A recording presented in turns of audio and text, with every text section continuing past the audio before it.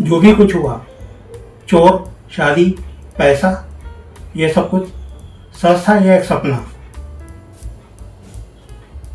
दोस्तों, इस कहानी का सच जानकर आप लोग भी सोच में पड़ जाओगे। रात का समय था, चारों तरफ सन्नाटा पसरा हुआ था। मैं लगातार दिन भर के बारे में विचार कर रहा था कि ये सब कुछ क्या हो रहा है, और विचार करते करते मुझे बहुत थकान आ रही थी। सुबह से नहाया भी नहीं था, तो फिर मैं नहाने चले गया, और फिर उसके बाद मेरी कुछ खाने की कुछ भी इच्छा ही नहीं हुई, और इतना थक गया था दिन भर के सब शेड्यूल के कारण कि सीधे मैं सोने चले गया और कब आग लग गई मुझे पता भी नहीं चला। दिमाग में लगातार एक ही चीज़ घूम रही थी कि ये चोरों का गुस्सा, ये शादी का ड्रामा वगैरह, ये सब दिमाग में लगातार चल रहा था। और ये सब सोचते सोचते मुझे कब नींद लग गई, मेरी कब आंख लग गई, मुझे पता ही नहीं चला। और फिर सुबह हुई, मैंने अपने आप को बिस्तर पर देखा, चारों तरफ नज़रें घुमाई, मुझे ज़ोर से हंसी आ गई कि अरे साला, ये इतना सारा जो मैं दिमाग में प्रेशर लेकर इतना सारा विचार करते करते जो ये सब कुछ देख रहा था, ये तो एक सपना था।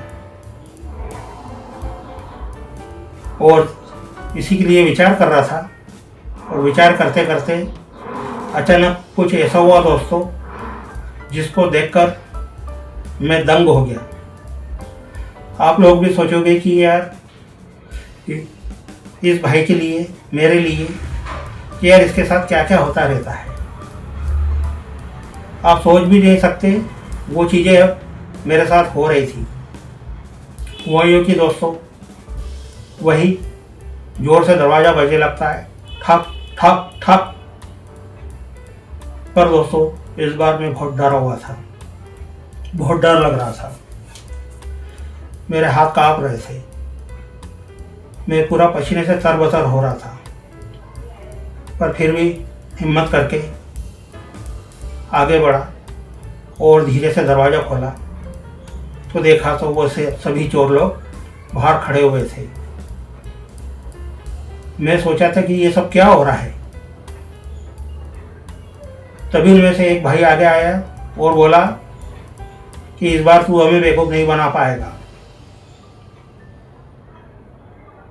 पर दोस्तों, मैं अपने आप में सोच रहा था कि ये तो सारा ये सब चीज़ सीन में सपने में देख चुका था, ये तो सब सपने में देखता हुआ आ रहा हूँ।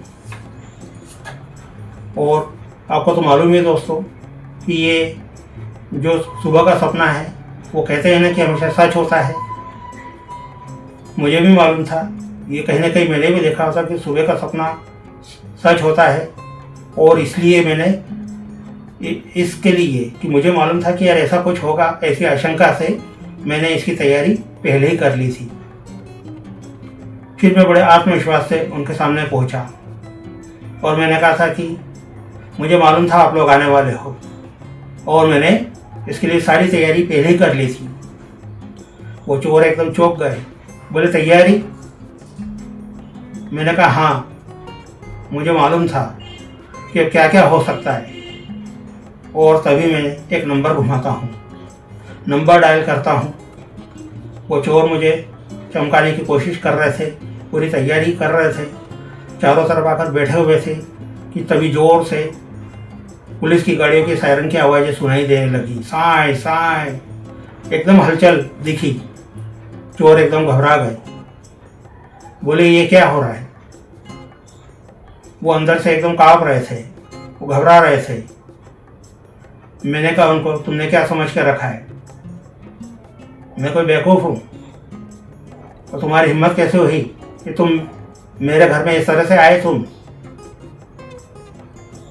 और मेरा आत्मविश्वास देखकर उनको अंदर से सब पकड़ाए हुए थे। बोले कि यार ये क्या हो रहा है उनके साथ में उल्टा। डर के मारे वो काँप रहे थे। और फिर एकदम से सब भागने लगे, और भागकर कहाँ जाते, क्योंकि मैंने इनकी सारी तैयारी तो पहले ही कर ली थी, क्योंकि पुलिस ने उनको चारों तरफ से मेरे घर को और उनको पहले चारों तरफ से घेर के रखा हुआ था। सभी चोर पकड़े जाते हैं, पुलिस उनको अपने साथ ले जाती है। तो दोस्तों, कहते हैं ना कि जब कोई विपत्ति आती है तो हमेशा व्यक्ति डर जाता है, तो उस समय बिल्कुल डरना बिल्कुल भी नहीं है, क्योंकि डर के बजाय हमेशा दिमाग लगाना है, उसका सामना करना है, क्योंकि खेल किस्मत का नहीं,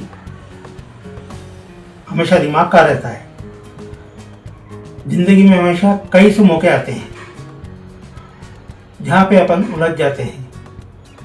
पर खासकर मैं मेरी बातें करूँ तो बहुत अलग अलग जगह उलझा हुआ था, परंतु फिर अपने आत्मविश्वास को मन से, दिमाग से हमेशा अपने को तत्पर अगर बना लेते हैं तो किसी भी परिस्थिति में आदमी हर विपत्ति का डटकर मुकाबला कर सकता है। और मैंने भी किया दोस्तों। मैंने जो सुबह से अगर थोड़ी तैयारी और दिमाग नहीं लगाया होता तो आज मेरी क्या हालत होती, आप लोग सब समझ सकते थे। परंतु अब वो समय जा चुका है, क्योंकि मैंने उसके लिए पहले ही दिमाग लगाकर उसकी सारी व्यवस्था पहले ही कर ली थी। तो कहते हैं ना कि फिर से खेल वाकई किस्मत का नहीं, हमेशा खेल किस्मत के साथ साथ दिमाग का भी होना चाहिए। तो कैसी लगी दोस्तों ये मेरी कहानी? ये सब मैं मेरी कल्पनाओं को सहेज कर ये सारी चीज़ें बनाता हूँ।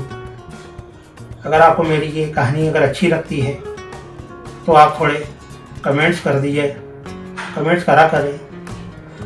कमेंट्स के साथ साथ अगर आपको मेरी कहानियों की नोटिफिकेशन चाहिए तो एक छोटा सा 2 सेकंड का समय निकाल कर इसको सिर्फ सब्सक्राइब करना है, अंगूठे के ऊपर आपको टिक करना है।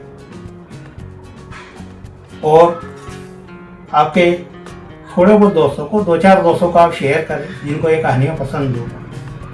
माना ये कुछ खास जनरेशन के लिए कहानियाँ बनी हुई हैं, तो मैं बच्चों की नहीं बात कर रहा हूँ, यंग जनरेशन की बात नहीं कर रहा हूँ। वो देखेंगे तो उन्हें तो शायद कुछ अनुभव मिलेंगे और उनके काम में आएंगे। पर बाकी अगर आपके 2-3 लोगों को अगर आप शेयर करेंगे तो मेरी बहुत बड़ी दुआएं हमेशा आपके साथ रहेंगी। तो दोस्तों, फिर मिलते हैं एक अगली शानदार कहानी के साथ में। आप मेरे चैनल को सब्सक्राइब जरूर करें, कमेंट्स करें, शेयर करें और आपके अच्छे अच्छे विचारों के साथ में फिर वाकई मिलते हैं अगली कहानी के साथ। आपका बहुत बहुत धन्यवाद, नमस्कार। हमेशा आपको जीवन में तरक्कियाँ मिलती रहे। जय हिंद, जय भारत।